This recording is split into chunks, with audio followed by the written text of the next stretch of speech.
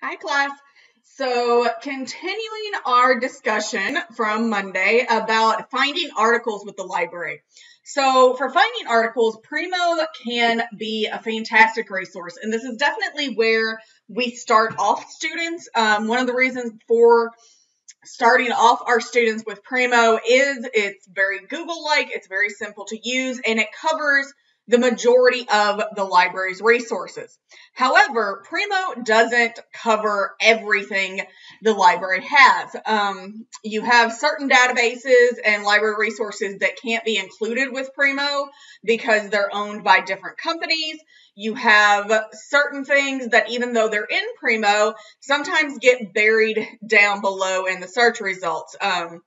I'm videoing from home, and apparently my internet is very slow, so if things take a minute to load, sorry about that. I have terrible, horrible, no good internet.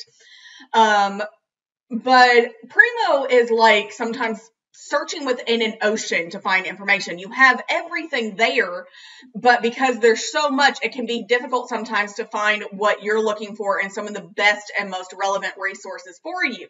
So it can be helpful occasionally, depending on your search topic, depending on how you're looking for things and what info you're looking for, to look in places other than Primo.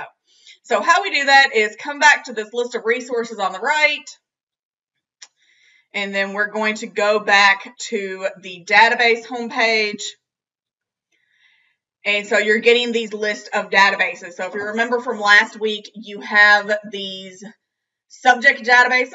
And so we were looking at the reference resources. We have other subject-specific databases. So if you're in a biology class, you might want to look at the biology-specific databases. And you got a lot of really good tools with those kind of resources. But what I want to show you today is this box over here on the left that's called our popular databases.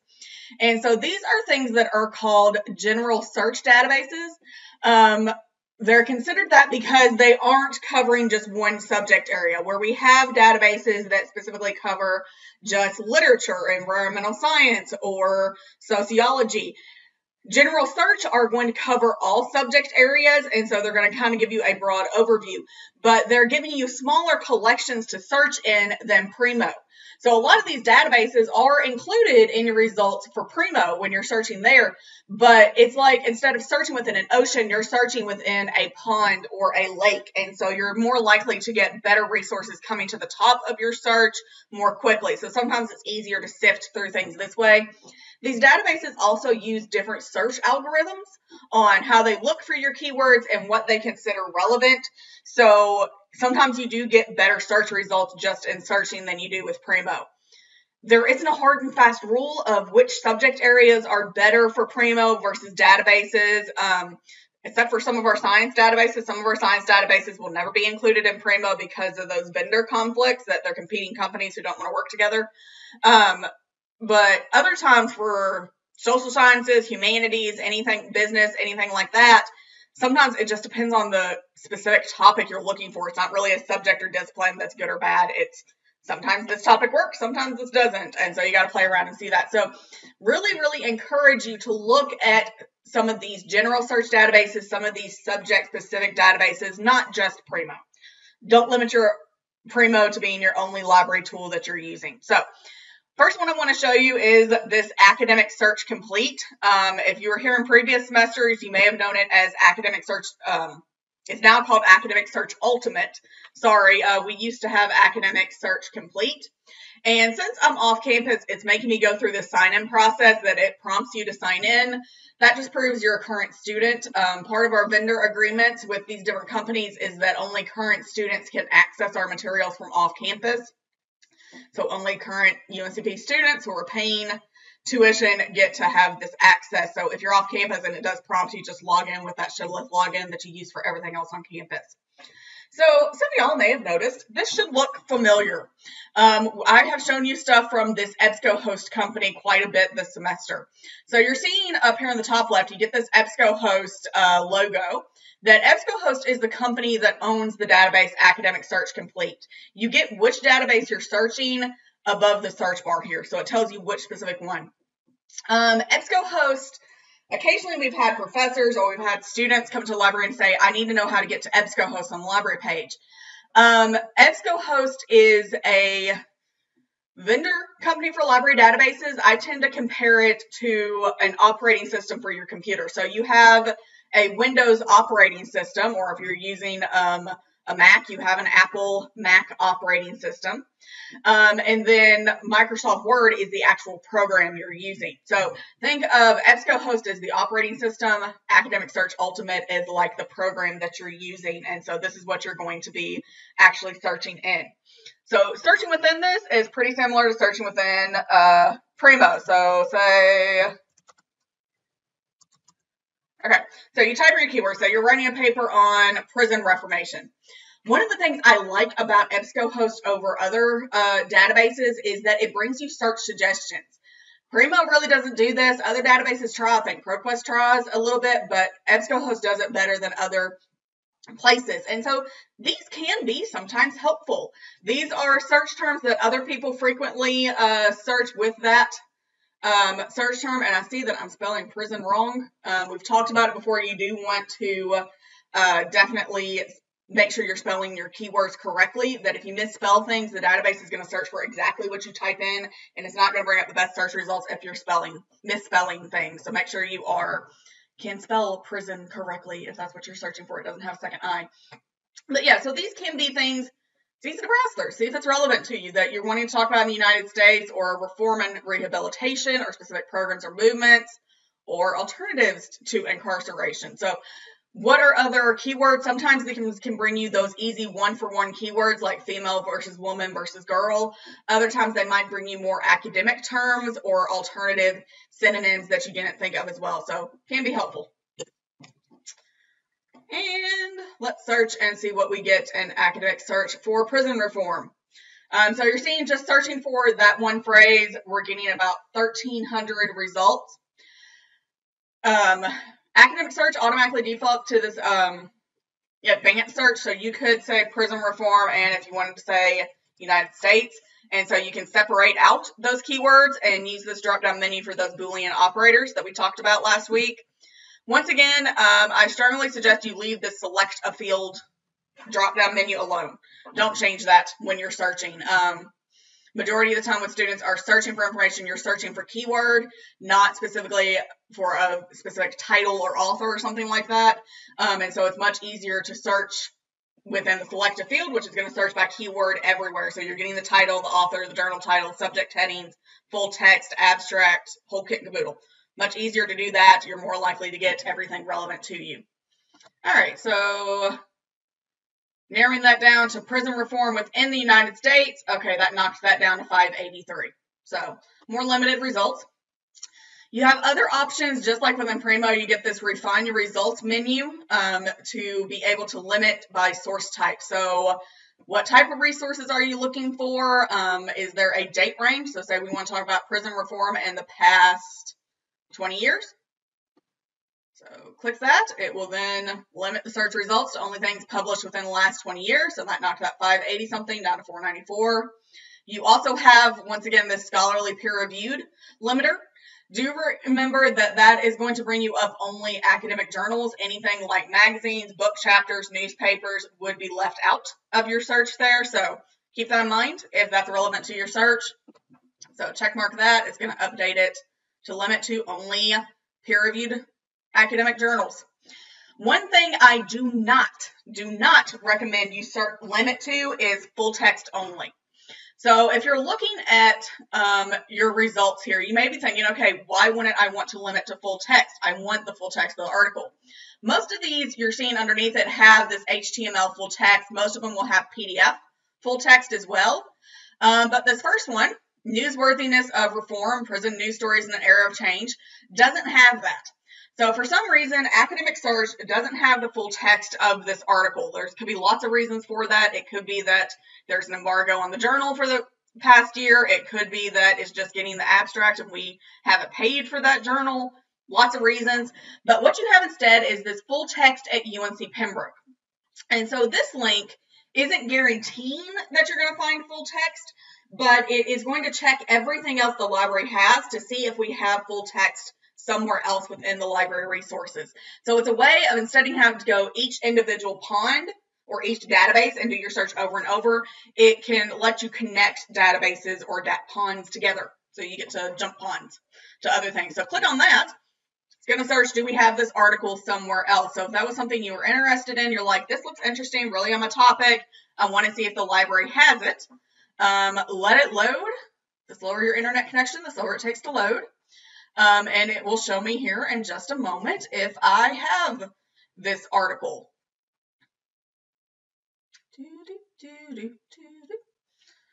Don't think singing the Jeopardy song makes it go faster, but it entertains yourself. Okay, so this one, you're seeing we do have it. So we have this full text availability through this Taylor and Francis social. And so if you clicked on that, it should then take you directly to the full text of the article. So let's see if that comes up. Majority of the time, it takes you directly to that specific article. Every now and then, it will do two different things. It might take you to the homepage for the journal itself. So instead of bringing you the article, it'll take you to the journal, which this journal was Journal of Crime and Justice. Other times, it somehow, the database and the computers don't talk to each other correctly and they kind of short circuit. And so it would take you to the Taylor and Francis home search page to where you could start a search within that database. If that happens, come back, copy and paste this title into the new search bar and it will come up. All right, this is going to load in a moment when I have decent internet. It's coming up. We'll come back to that article. So if you had limited to full text only here, though, on the right, coming back to EBSCOhost and academic search, it would have left out this first article. So you're making more work for yourself by not being able to connect ponds and databases together. And so that's why I tell students never limit to full text. You're making more work for yourself. You're limiting to only what this one database has. You're also limiting to only what this academic library has. So you have this option with, if we didn't have this, so if we didn't have full text somewhere, and you're looking at this article summary of what it's about, and you're like, this is really interesting. This is exactly on my topic. I want to read the full text, but we don't have, so you're kind of reading this abstract here, but we don't have a copy of it at the library. You do have this option to request the item, and that makes an interlibrary loan request. And I'm going to do a whole separate video later this week on what is interlibrary loan, so we're going to come back to that. But like I said, do not limit to full text only. It's not a helpful limiter in this database or any other. Other helpful things about this, so you are seeing you get the HTML versus PDF full text. What is the difference between those? This is where we're coming to a librarian tip. HTML full text is where they're copying and pasting the article from the original format, and they're pasting it into the website. So you're getting the full text of the article here as you scroll down. The information is there. What's not there is the formatting of the article as it was originally published. Sometimes you get charts and diagrams and pictures that are explaining the text. They don't always go with the text. Sometimes they get stuck down at the bottom as extra links that you can look at as opposed to being with the paragraph that they're supposed to be describing. You're also not getting page numbers. So if you remember back to our sections on how to do in-text citations, you have to give the page number of where you're getting the information from. So if it's from a book or an article and you're taking a quote or paraphrasing information, you're supposed to say this came from page 10. If you're looking at the HTML full text, you don't have those page numbers. However, if you have the option of PDF full text, I strongly encourage you to take that. PDF full text is going to be a scan of the article as it appeared in the journal. So you're getting all of that formatting, you're getting all of those charts and diagrams and images that explain the text, and you're also getting page numbers. So I find PDFs much easier to read. And much easier to pull information from. And so, yeah, so you didn't get this picture in that HTML full text, and that adds to the emphasis of the article and stuff like that. But you're saying you do get, this was on page 354 of the journal. So you're getting that. So if you have the option to look at a PDF, definitely do that. If you're ever having to go out to another database, so this one finally loaded. Most databases and library resources have a PDF option, but sometimes they're in different places on the screen. So this is one that you have the full text as you're scrolling down. But if you wanted to save this, the easiest way to do that would be to look for the PDF. So look around the screen. So you're seeing this one has this PDF here is this little green button that you could download and open. You can download and save it to your desktop, save it to a flash drive, save it to a cloud account. You have the full text without having to come back to this page over and over. Other times I've seen it as kind of like a little tab over here on the side. Sometimes it's over on the left. Look around for that PDF, that Adobe Acrobat symbol. Typically it's all red. Green's kind of unusual. Lots of times it's in red. Look for that PDF. Most library resources have it, especially for academic scholarly articles that are peer-reviewed. So you get the difference between that. Other helpful things I like within academic search. So when you're clicking on the title, you're getting this item record page that at the top tells you what the article is, who wrote it. In EBSCOhost, they call the journal info source. And so you should have seen this when we were doing citation practices. And so you're getting this journal title, date, volume, issue, page numbers. So all of that information you need to create a citation. As you scroll down, you get the abstract, which is the summary of what the article is about. The abstract will never stand in for reading the article. The abstract lets you know, do I want to take the time to read it? You cannot cite from an abstract. It's very, very bad practice, and any professor worth their salt is going to call you out for citing from an abstract. You may also not copy and paste an abstract as your summary. You need to summarize articles within your own words, especially for our final project. I'm going to notice if you're copying and pasting an abstract. I promise. But other helpful things is I really like EBSCOhost for their subject terms. So these are things the database and the journal have used to describe what is this article about.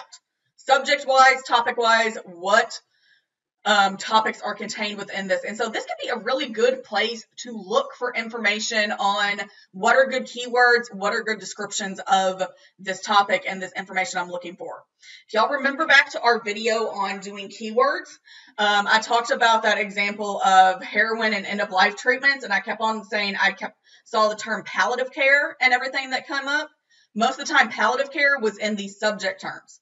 And so that kind of was like, okay, maybe this is a term I need to pay attention to. So you can go back and add these in to your own search terms, but you can also click on them. So most databases have them as a hyperlink, and it's just a different way of searching. So instead of searching for prison reform as a keyword, it's going to specifically search for it as a subject heading. So it's only going to pull up articles or items that have prison reform as a subject heading. And so it's just a different way to limit, different way to pull certain things to the top of the pile. Sometimes it's helpful, sometimes it's not, but it's an easy click so you can browse and see what's available. Finally, EBSCOhost has its own tools for saving your research over here on this menu on the right. So just like within Primo, you have that favorites option and you can save to it. You can create an account within EBSCOhost. If you go up to the sign in and create an account, you just got to create a username and password. It also lets you use your Google sign in to sign in. And you can save things to your folder. If you are going to use folders in EBSCOhost, though, make sure you sign in before you save things. If you sign in after you save it, it won't go into your folder. It's picky like that. So if you're, no, I like using the folders in EBSCOhost. I'm doing a lot of my research in EBSCOhost databases. Sign in before you even begin searching. You do more easily have the option to email it to yourself. I'm a bigger fan of this rather than creating accounts within every database, because that way it's going to your email account, everything's going to one place. You can save it within a folder in your inbox, and you can come back and say, okay, here are all my articles, and you can search in your inbox to find those.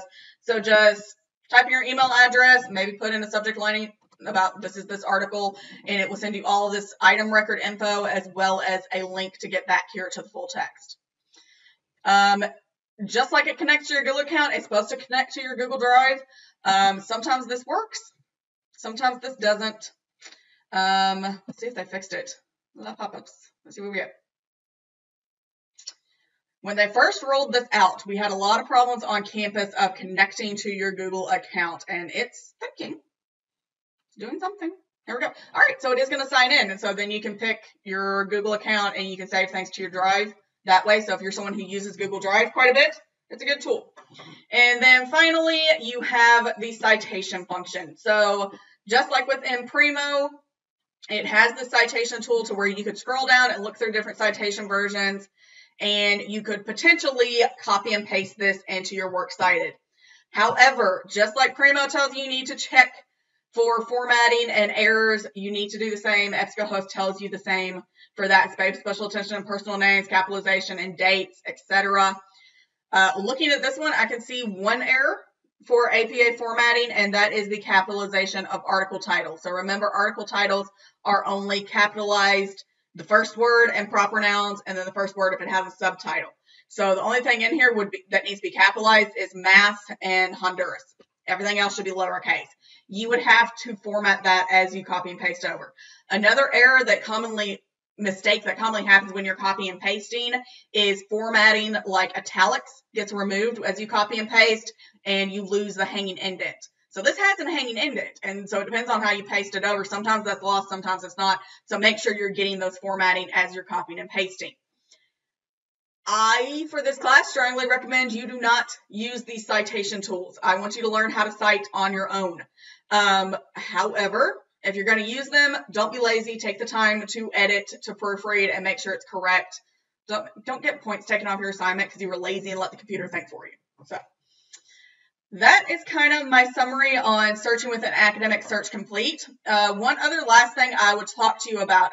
So just like Microsoft Word, or not Microsoft Word, Windows has a lot of different programs within it that you have lots of different programs you can have within a Windows computer. EBSCOhost has lots of different databases that it owns. So you're seeing you're in academic search above the search bar here. You have this link for choose databases.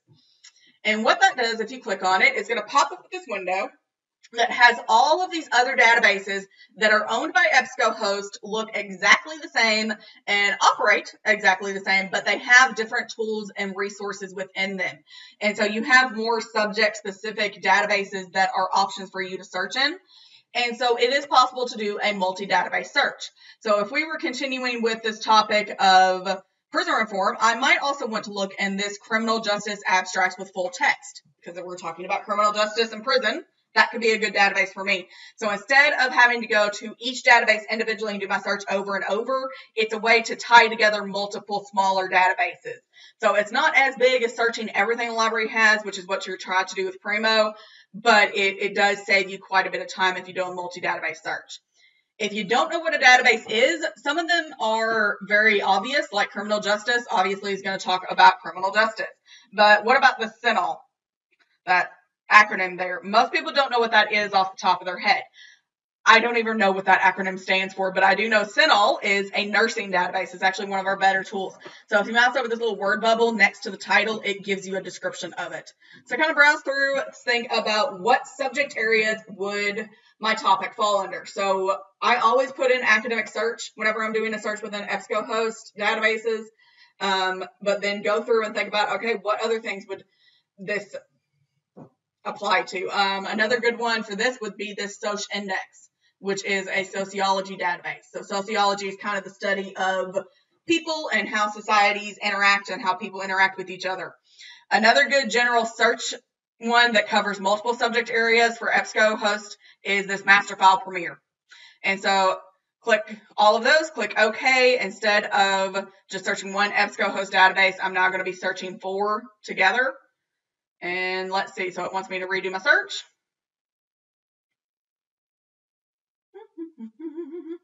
All right, so remember we originally had about 1,200. I now have 2,000. So it did up my search results within one search, but it's definitely less than I would get with doing Primo. So anytime I'm in EBSCOhost, click on that choose database, tie things together, search in multiple databases is definitely going to get you better search results.